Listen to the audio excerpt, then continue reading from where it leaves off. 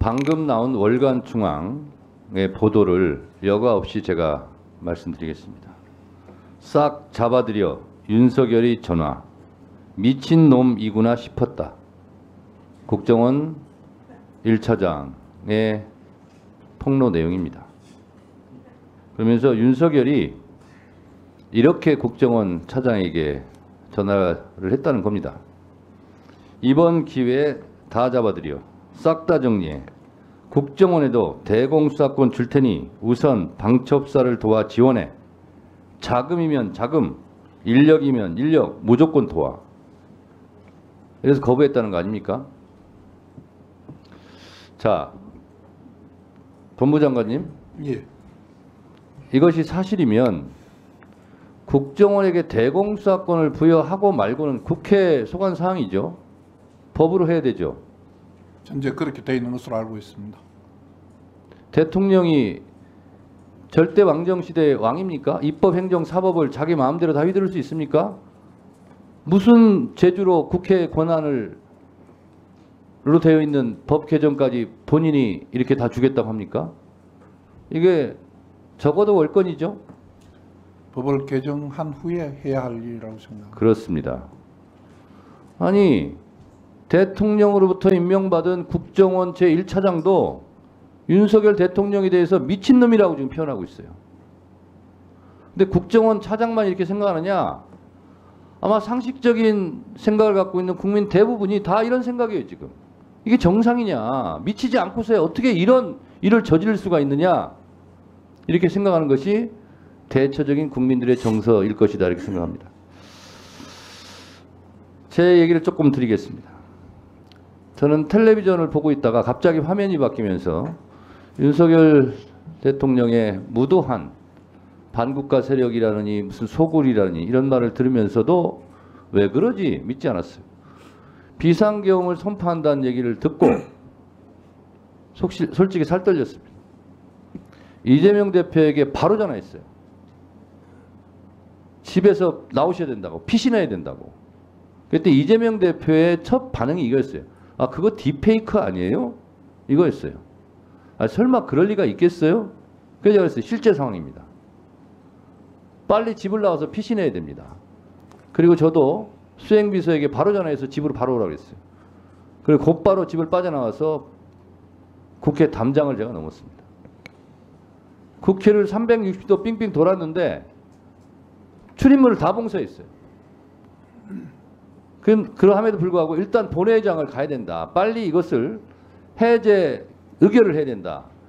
그래서 국회 후문 쪽 운동장 담을 제가 뛰어넘었습니다. 수행비서도 나중에 들었는데 뛰어넘으려고 했는데 경찰이 막았대요.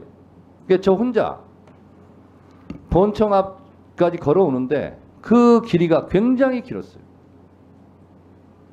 속으로 그런 생각했습니다. 계엄군들이 본청 정문을 에워싸고 있으면 나는 체포를 당하러 가는 건데 이렇게 가는 것이 맞나? 이런 생각이 들었습니다.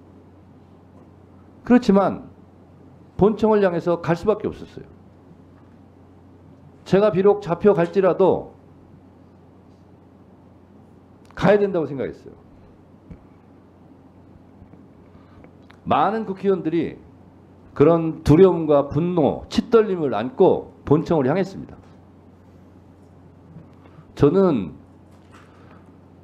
88년 안기부에 연행돼서 4시간 동안 을지로 이름도 알지 못한 호텔방에서 수도물이 콸콸 틀어진 물고문의 위협 상태에서 4시간 동안 팬티바람으로 수건으로 눈을 가린 채 4시간 동안 고문 폭행을 당했습니다.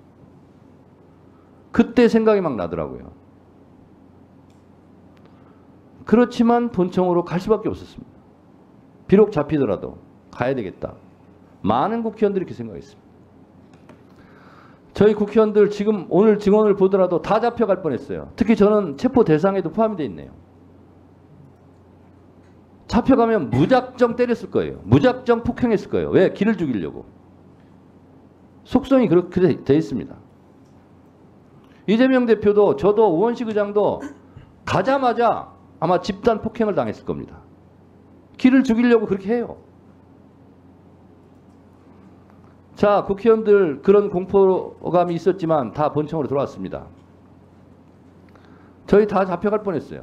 그렇지만 역시 위대한 국민들, 시민들이 계엄군을 막아서서 시간을 확보할 수 있었고 비상계엄 해제 요구안을 의결할 수 있었습니다. 생각해보면 조선시대 임진왜란 때도 선조 왕은 도망갔지만 민중들, 조선의 백성들이 나라를 지켰고 일제강점기 때 먹물든 학식 있는 고위 관료들 다 친일파되고 나라를 팔아먹을 때 나라를 지켰던 것은 일반 백성들, 독립운동 하던 분들이었고 4.19 때도 마찬가지였어요. 일반 시민들.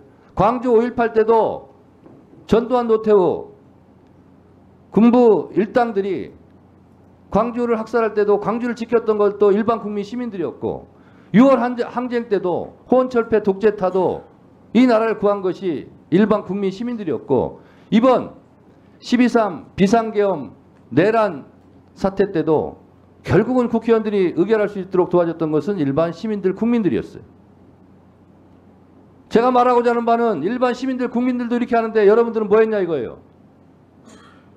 일반 시민, 국민들이 몸으로 막았을 때 법무부 장관 이건 아니라고 얘기했어야 되는 거 아니에요?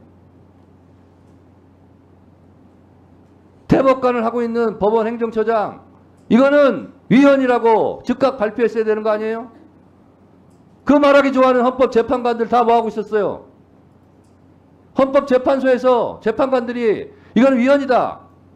즉시 중지해라. 이렇게 성명 한 줄이라도 빨리 냈어야 되는 거 아니에요? 일반 국민들보다 여러분들이 못하다는 겁니다. 더 공부 많이 하고 출세한 사람들이 월급도 많이 받는 사람들이 왜 그 모양이에요? 1분 더 넣으세요. 오늘 제가 화가 나는 것은 진정으로 반성하고 있냐 이거예요.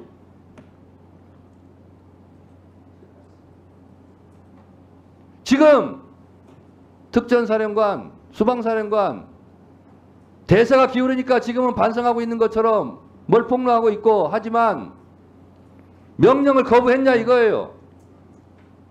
안 했잖아요. 이제 와서 말을 갈아타는 것밖에 더 됩니까?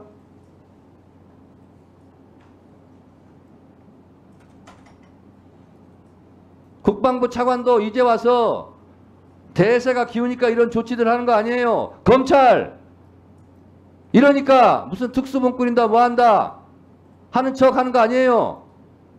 윤석열이 지금 펄펄 살아있고 힘 있으면 여러분들 이렇게 할 거예요? 안 할 거잖아요. 정말 솔직합시다. 역사와 국민들을 두려워할 줄 아는 그런 고위 관료들이 좀 되시기 바랍니다. 알겠습니다.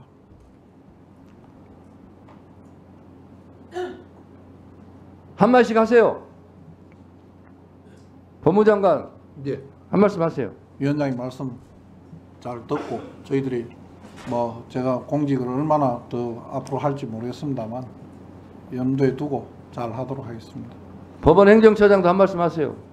예, 일반 국민들의 높은 시민의식에 다시 한번 경의를 표하고 저 자신부터 제자리에서 국민의 기본권 보장의 최고보루로서의 어떤 사업부 위상을 강화하기 위해서 노력하겠습니다.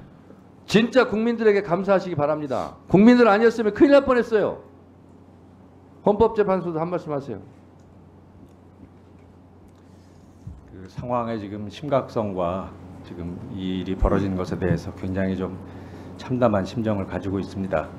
그 앞으로라도 그 진행되고 있는 헌법재판소 권한 사항에 대해서 최선을 다해서 노력하겠습니다. 법제처장님도 한 말씀 하세요.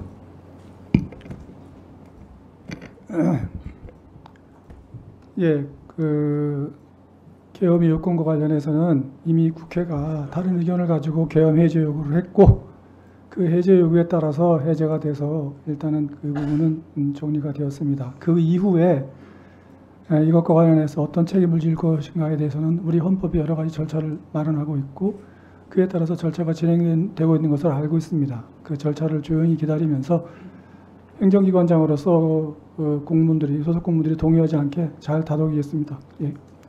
역시 반성과 잘 사과는 들었습니다. 없으시군요. 오동훈 공수처장도 오늘 한마디도 안 하시는데 한 말씀 하세요. 헌정 질서 중단을 회복시켜 준 국회의원님들과 국민들께 경의를 표합니다. 그 나머지에 대해서는 수사기관의 그 수장으로서 수사로 또 말해주고 싶습니다. 네, 조은석 감사원장 대행도 한 말씀 하세요. 예, 저희도 뭐 충격 속의 TV 중계를 지켜봤는데요. 그 시민들과 의원님들의 그 용기가 오늘날 저희가 이 자리에서 이런 말씀을 드릴 수 있는 기회가 된 게 아닌가 싶습니다. 감사합니다. 네, 우리 김선호 국방부 차관님. 예, 차관으로서 이런 사태를 막지 못한 책임이 가볍지 않다는 거 잘 인식하고 있습니다. 그 책임 지도록 하고 향후 지금 새로운 장관이 부임하기 전에 다시 국방부 우리 군을 가장 빨리 정상화시킬 수 있는 그 역할을 최선을 다하고 희의 책임을 지도록 하겠습니다.